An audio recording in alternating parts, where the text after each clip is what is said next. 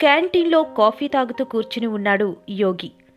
అప్పుడే శిరీష్, చైత్రలు లోపలికి అడుగు పెడుతూ కనిపించారు.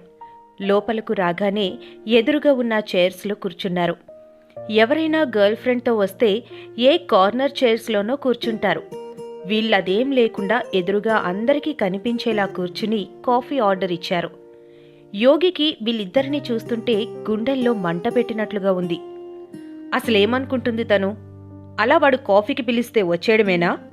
అయినా ముఖంలో కొంచెం కూడా అయిష్టత లేదు. చక్కగా ఫ్రెండ్తో నవ్వినట్లు కిలకిలా నవ్వుతుంది. ఆ నవ్వు తనతో ఉన్నప్పుడు నవ్వితే ఎంత మధురంగా ఉంటుందో. ఇప్పుడెందుకో అస్సలు నచ్చడం లేదు. ఏదో ర్యాగింగ్లో భాగంగా కాఫీకి పిలిచినంత మాత్రాన అంత ఆనందంగా వచ్చేయాలా? అసలు తను అనేవాడు ఒకడిక్కడ ఉన్నాడు అని తన వంక చూస్తేనే కదా అని యోగి వాళ్ళిద్దరినీ చూస్తూ ఉడికిపోతున్నాడు. ఇంతలో చైత్ర చేయి చాపితే ఆమె చేతి మణికట్టు పైన భాగంలో వేలితో రాస్తూ ఏదో అంటున్నాడు శిరీష్. నవ్వుతూ తల ఊపుతుంది చైత్ర.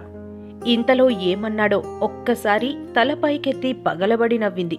చైత్ర తనతో మాట్లాడింది ఒక్కసారి అయినా మానసికంగా చైత్ర తనదైపోయినట్లు, తామిద్దరూ ఎప్పటి నుండో ప్రేమికులు అయినట్లు పొసెసివ్గా ఫీల్ అయ్యాడు యోగి.